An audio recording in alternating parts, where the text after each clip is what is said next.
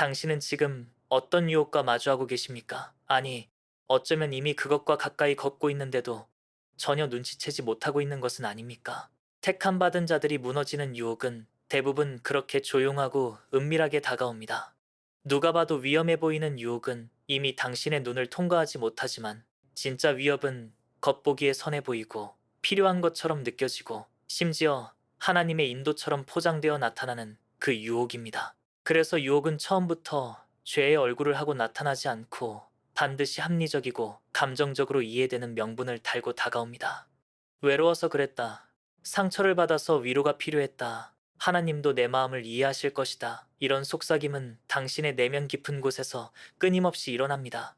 그리고 어느 순간 그 유혹은 더 이상 유혹이 아니라 하나님의 위로로 착각되기 시작합니다. 이것이 바로 택함받은 자들이 무너지는 진짜 시작점입니다. 사탄은 당신이 믿음의 사람이라는 걸 압니다. 그래서 대놓고 어둠으로 끌지 않습니다. 대신 빛으로 위장합니다. 고린도후서 11장 14절은 말합니다. 이것은 이상한 일이 아니니라. 사탄도 자기를 광명의 천사로 가장하느니라. 당신이 신앙이 깊을수록 사탄의 전략은 더욱 세련되고 교묘해집니다. 그것은 말씀처럼 보이고 기도 응답처럼 다가오며 당신의 감정과 필요를 정확히 건드리면서 성령의 인도처럼 위장됩니다. 그래서 중요한 건 분별력입니다. 분별력이 없는 신앙은 결국 유혹 앞에 무력해집니다. 당신은 지금도 하나님의 일을 하고 있다고 생각할 수 있지만 실제로는 사탄이 준비한 트랩 안에서 열심히 달리고 있을 수도 있습니다. 그렇다면 유혹은 어디서부터 시작되는 걸까요?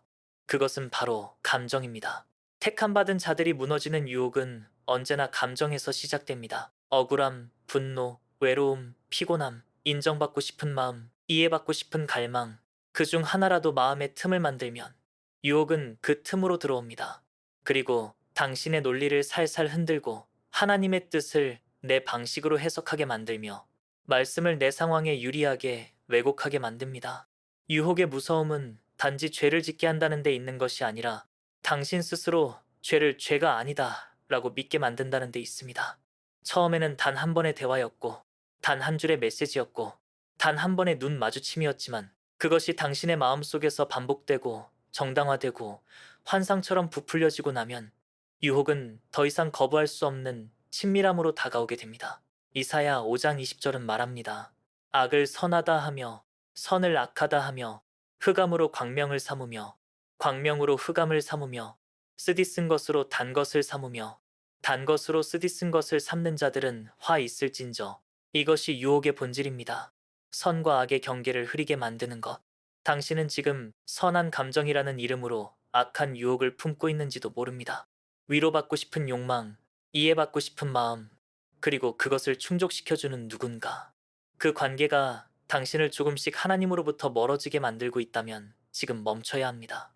야고보서 1장 15절은 말합니다. 욕심이 잉태하면 죄를 낳고 죄가 장성하면 사망을 낳느니라. 당신은 지금 어떤 욕심을 잉태하고 있습니까? 그것은 사랑일 수도 있고 위로일 수도 있으며 평범한 일상의 스트레스 해소일 수도 있습니다. 그러나 그 욕심이 하나님으로부터 온 것이 아니라면 반드시 그 열매는 죄가 될 것이고 결국에는 영적 사망으로 연결될 것입니다. 많은 이들이 말합니다. 처음에는 그런 의도가 아니었다고, 그저 위로받고 싶었을 뿐이었다고. 하지만 사탄은 당신의 그 말 한마디조차 이용합니다. 그는 당신의 정당화 속에서 새로운 틈을 만들고 다음 유혹의 단계를 준비합니다. 그리고 그렇게 한 단계씩 들어온 유혹은 결국 하나님과의 거리를 벌리고 말씀이 들리지 않게 만들며 기도의 감각을 마비시키고 회개의 민감함을 둔감하게 만듭니다. 그리고 마지막 단계에 이르면 당신은 하나님 앞에서조차 자신을 정당화하기 시작합니다. 사무엘상 15장 20절은 말합니다. 사울이 사무엘에게 이르되 나는 실로 여호와의 명령을 순종하였고 그러나 사실 그는 불순종했고 자신의 욕심을 합리화한 것입니다. 이처럼 유혹은 결국 당신을 하나님의 뜻에서 벗어나게 만들면서도 여전히 당신이 하나님의 뜻 안에 있다고 착각하게 만듭니다. 그래서 더욱 무섭고 교묘한 것입니다. 당신이 택함받은 자라면 반드시 이 싸움에서 깨어 있어야 합니다. 왜냐하면 사탄은 당신이 무너지면 당신 혼자만 무너지는 것이 아니라는 것을 알기 때문입니다. 당신을 통해 영향을 받는 가족, 동료, 성도들, 사역 전체를 함께 흔들 수 있다는 걸 사탄은 정확히 알고 있고 그것이 그의 목적입니다. 그러므로 유혹은 단지 개인의 죄 문제가 아니라 하나님 나라 전체에 영향을 미치는 영적 전쟁의 시작점입니다. 당신이 지금 작은 대화 하나, 작은 위로 하나, 작은 타협 하나쯤은 괜찮다고 느끼는 바로 그 순간이 사탄이 가장 활발히 활동하는 순간입니다. 마태복음 26장 41절은 말합니다. 시험에 들지 않게 깨어있어 기도하라. 마음에는 원이로 돼. 육신이 약하도다. 당신은 지금 깨어있습니까? 아니면 잠시 눈을 감고 있는 중입니까? 지금 당신의 마음을 움직이는 그 감정, 그 기대, 그 관계가 당신을 어디로 데려가고 있는지 점검하십시오. 그것이 하나님의 영광을 향해 가고 있는지, 아니면 당신의 외로움을 채우기 위해 하나님이 아닌 다른 것을 선택하게 만들고 있는지 반드시 점검하십시오. 유혹은 단 한순간의 거절로 끝나는 것이 아니라 날마다 깨어있어야만 멈출 수 있는 싸움입니다. 유혹은 강력하지 않습니다. 단지 당신이 느슨할 때 틈을 타는 것뿐입니다. 그렇기에 당신이 결단하고 말씀으로 무장하면 반드시 이길 수 있습니다. 에베소서 6장 11절은 말합니다. 마귀의 괴계를 능히 대적하기 위하여 하나님의 전신갑주를 입으라. 당신이 매일 말씀으로 자신을 덮고 있다면 유혹은 당신을 흔들 수 없습니다.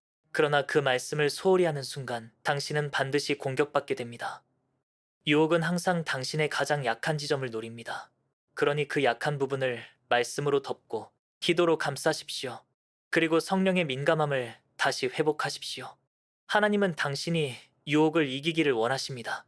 그리고 반드시 승리할 수 있도록 모든 길을 준비해 놓으셨습니다. 거룩해 보이는 자가 무너질 때 그 파장은 깊고 넓습니다. 단순한 실수 하나로 끝나지 않고 그를 따르던 자들의 믿음을 무너뜨리고 공동체 전체를 흔들며 하나님께서 쌓아오신 많은 영적 질서까지 붕괴시킵니다. 사탄은 이 사실을 누구보다 잘 알고 있습니다. 그래서 더욱 집요하게, 은밀하게, 오래 준비하며 거룩한 자들을 노립니다. 여러분이 하나님께 쓰임받는다는 사실은 동시에 사탄의 표적이 되었다는 뜻입니다. 기름 부음을 받은 자, 말씀을 가르치는 자, 기도하는 자, 경건의 습관이 자리 잡은 자, 하나님 앞에서 자신을 낮추는 자, 이런 사람들은 겉으로는 가장 안전해 보이지만 사실은 가장 위태로운 자리 위에 서 있습니다. 왜냐하면 무너졌을 때 피해가 가장 크기 때문입니다. 고린도전서 10장 12절은 말합니다. 그런즉 선줄로 생각하는 자는 넘어질까 조심하라. 바로 이 경고는 신앙 없는 자가 아니라 스스로 바르게 서 있다고 여기는 이들을 향한 말씀입니다. 하나님 앞에 오랫동안 서 있던 자일수록 교만이라는 함정을 더 쉽게 못 봅니다. 처음 믿었을 때는 죄에 민감했던 사람이 시간이 흐르며 기준이 흐려지고 타협을 신앙의 유연함이라 착각하며 성령의 경고를 단지 감정의 요동쯤으로 무시하게 됩니다. 그리고 그렇게 조금씩 무너지는 동안 자신은 여전히 하나님의 일을 하고 있다고 착각합니다. 사울이 그랬습니다. 사무엘상 15장 20절에서 그는 여호와의 말씀에 순종했다고 주장했지만 실상은 자신의 욕심을 정당화한 것이었습니다. 그는 하나님의 말씀을 일부만 순종했고 나머지는 자신이 옳다고 여긴 대로 판단했습니다. 이것이 거룩한 자들의 첫 번째 무너짐입니다. 완전한 순종이 아니라 부분적 순종. 그 안에 숨은 자기중심적 해석. 그것이 결국 하나님의 통치를 거부하는 반역으로 이어집니다. 하나님의 일을 하고 있다는 착각이 오히려 회개의 길을 가로막는 경우가 많습니다. 여러분이 성경을 인용할 수 있고 기도 인도도 할 수 있고 말씀을 전할 수도 있다는 사실이 곧 하나님과의 친밀함을 의미하진 않습니다. 하나님께서 여러분을 도구로 사용하신다 하여 여러분의 심령이 살아있다고 단정할 수는 없습니다. 다윗은 하나님께 마음에 합한 자였지만 어느 날 저녁 침상에서 일어나는 그 짧은 순간부터 무너졌습니다. 사무엘하 11장에서 그는 밧세바를 보고 음욕을 품었고 그것을 행동으로 옮겼습니다. 그 무너짐은 곧바로 충성스러운 부하의 죽음으로 이어졌고 하나님의 심판까지 불러왔습니다. 이것이 바로 거룩한 자들이 무너질 때 벌어지는 일입니다. 한 사람의 죄가 한 공동체를 타격하고 하나님의 이름이 이방인 중에 모독받는 결과를 낳습니다. 에스겔 36장 20절은 말합니다. 그들이 이방인 중에 이르러 내 거룩한 이름을 더럽혔나니 그것은 사람들이 그들을 보고 이 자들은 여호와의 백성이라 하면서도 그의 땅에서 떠나야 했다고 말했기 때문이라. 하나님은 거룩한 자들의 무너짐을 가볍게 보시지 않습니다. 왜냐하면 그들을 통해 하나님의 영광이 드러나야 하기 때문입니다. 그래서 사탄은 기다립니다. 여러분이 충분히 존경을 받고 충분히 영향력을 끼치고 많은 이들이 여러분을 본받을 만하다고 생각하는 그 시점까지 말입니다. 그리고 정확히 그때 아주 오래 감추어져 있던 은밀한 유혹을 건드립니다.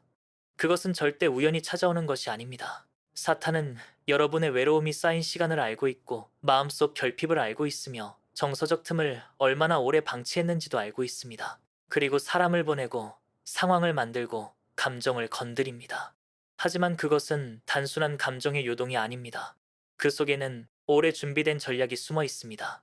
그 유혹은 한순간에 여러분을 무너뜨리기보다는 오랜 타협의 시간 속에서 신앙의 감각을 무디게 만들고 성령의 음성을 멀게 하며 점점 죄에 둔감해지게 만듭니다. 여러분은 겉으로는 여전히 경건해 보일 수 있습니다. 하지만 내면은 서서히 죽어가고 있습니다. 말씀을 읽어도 감동이 없고 기도를 해도 거룩함이 느껴지지 않고 죄에 대한 회개가 사라지고 예배가 무의미해지는 상태. 이것이 바로 거룩한 자들이 무너지기 직전에 겪는 영적 탈진입니다. 여러분은 사역으로 포장된 교만에 빠져 있지는 않습니까? 인정받고 싶어서 시작한 것이 아니라지만 지금은 인정이 사라질까 두려워 더 큰 유혹 앞에 침묵하고 있지는 않습니까? 유혹은 반드시 사람의 모양으로 다가옵니다. 그 관계는 처음에는 위로처럼 느껴지고 공감해주는 상대처럼 다가옵니다. 그러나 결국 그것은 영혼을 나누는 단계로 넘어가고 하나님보다 더 가깝다고 느껴지는 존재가 생기면 이미 그 사람은 하나님의 자리를 빼앗은 것입니다. 요한일서 2장 16절은 말합니다. 이는 세상에 있는 모든 것이 육신의 정욕과 안목의 정욕과 이생의 자랑이니 다 아버지께로부터 온 것이 아니요 세상으로부터 온 것이라. 이 중 하나라도 마음을 사로잡고 있다면 여러분은 지금 유혹의 한가운데 서 있는 것입니다. 거룩한 자들은 유혹을 더 잘 분별한다고 생각하지만 사실은 더 교묘하게 속습니다. 왜냐하면 자신이 하나님께 속해 있다는 자의식이 강하면 강할수록 내 안의 감정이나 판단까지도 하나님께로부터 왔다고 오해하기 쉽기 때문입니다. 그 오해는 결국 회개를 가로막습니다. 내가 틀릴 리 없다는 착각이 회개를 막고 회개 없는 거룩함은 껍데기일 뿐입니다. 거룩한 자들이 더 크게 무너지는 이유는 하나님이 그들에게 더 많은 것을 맡기셨기 때문이며 그 맡기심에는 더 무거운 책임이 따르기 때문입니다.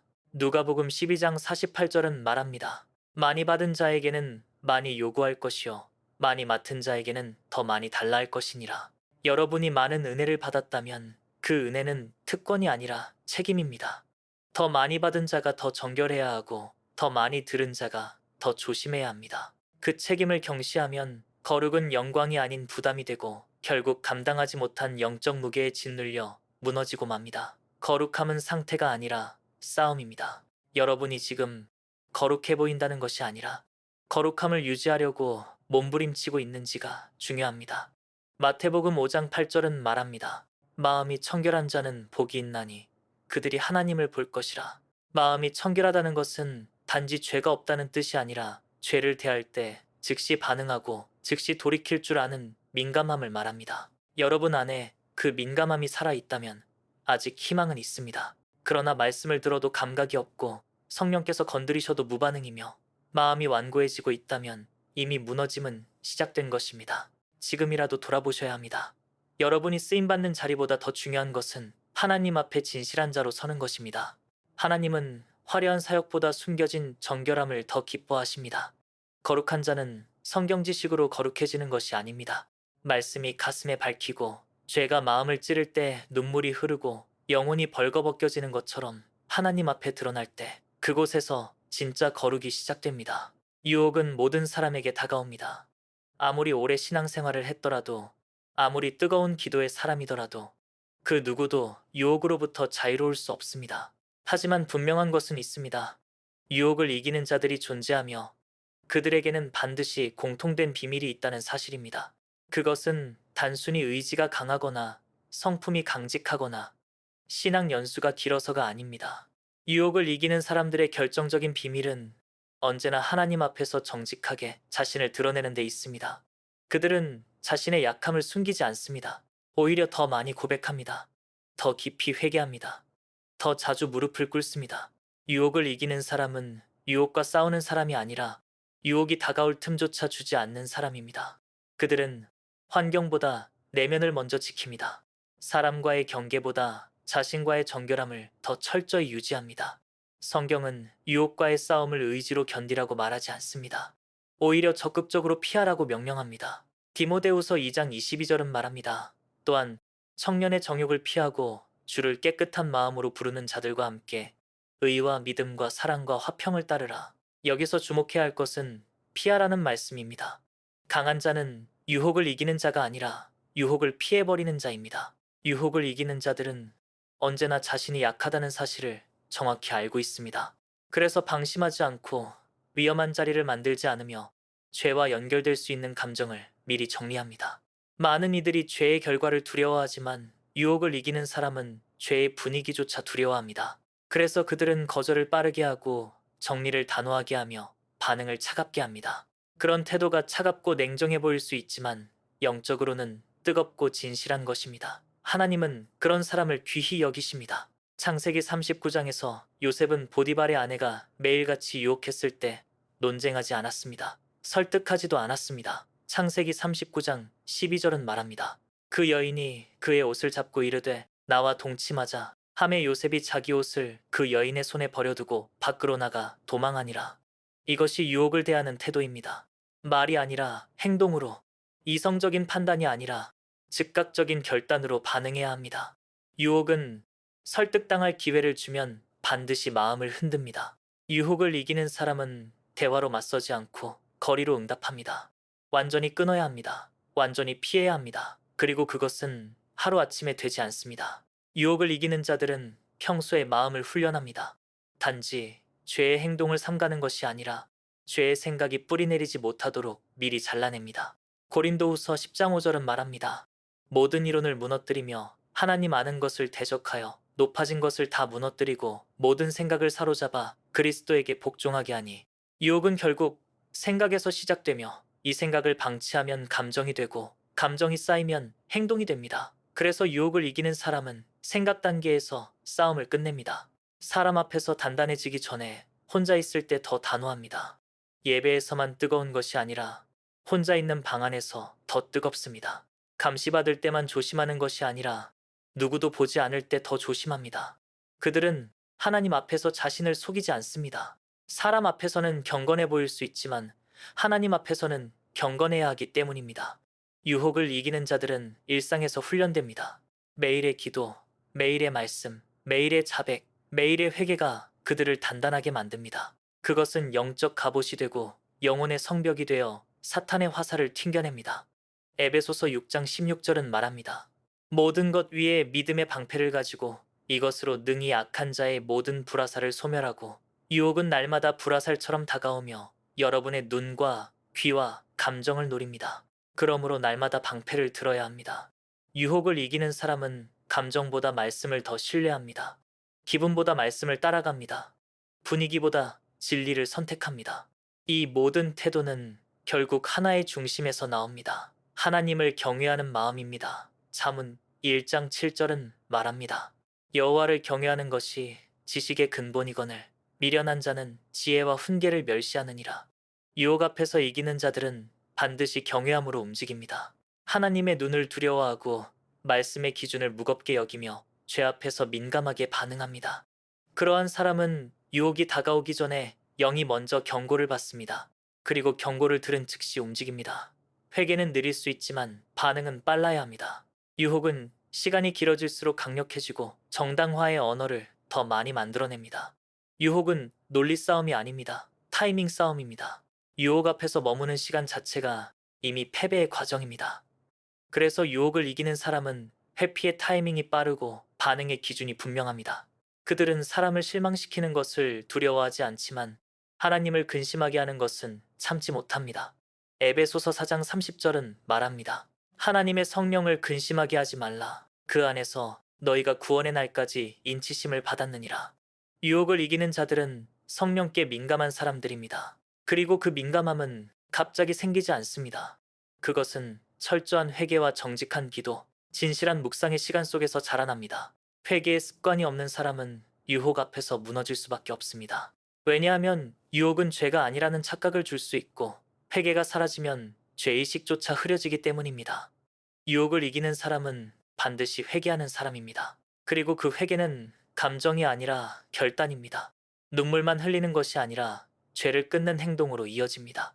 결단 없는 눈물은 반복되는 유혹에 아무 힘도 없습니다. 하나님은 지금도 유혹 앞에서 승리하기를 원하십니다. 여러분을 강하게 하실 능력도 이미 주셨습니다. 베드로 후서 1장 3절은 말합니다. 그의 신기한 능력으로 생명과 경건에 속한 모든 것을 우리에게 주셨으니 이미 주셨습니다. 문제는 사용하느냐입니다. 능력이 없는 것이 아니라 사용하지 않는 것입니다. 말씀을 묵상하지 않는 것이고 기도를 멈춘 것이며 회개를 미룬 것입니다. 유혹을 이기는 결정적인 비밀은 결국 하나님과의 관계 안에 있습니다. 친밀함이 없는 신앙은 유혹 앞에 무기력하고 인격적으로 하나님을 대하지 않으면 성령의 음성을 분별할 수 없습니다. 여러분이 지금 유혹 가운데 있다면 그 상황 자체보다 중요한 건 하나님과의 관계 회복입니다. 관계가 회복되면 유혹은 자연히 의미를 잃게 됩니다. 왜냐하면 유혹은 언제나 관계의 결핍에서 자라나기 때문입니다. 하나님과의 친밀함이 충만할 때 유혹은 힘을 잃습니다. 여러분이 지금 단 한 가지라도 유혹과 타협하고 있다면 그것이 무엇이든 정리해야 합니다. 완전히 끊어야 합니다. 어떤 관계든, 어떤 습관이든, 어떤 대화든, 어떤 장면이든 그로 인해 하나님의 임재가 사라진다면 그것은 유혹입니다. 유혹은 단지 죄의 행동이 아니라 하나님의 자리를 대신하는 모든 것입니다. 그 자리를 정리해야 합니다. 진짜 거룩은 죄 없는 상태가 아니라 죄 앞에서 하나님을 선택하는 선택의 반복입니다. 지금 그 선택을 하셔야 합니다. 지금 유혹을 정리할 수 있다면 내일은 성령의 기름 부음을 더 깊이 경험하게 될 것입니다. 하나님은 승리하는 자에게 능력을 더하시고 정결한 자에게 사명을 맡기십니다. 유혹을 이기는 자는 반드시 부르심 이후에 남는 자이며 마지막까지 견디는 자입니다. 유혹을 이기는 그 한 사람, 그것이 하나님이 찾으시는 사람입니다.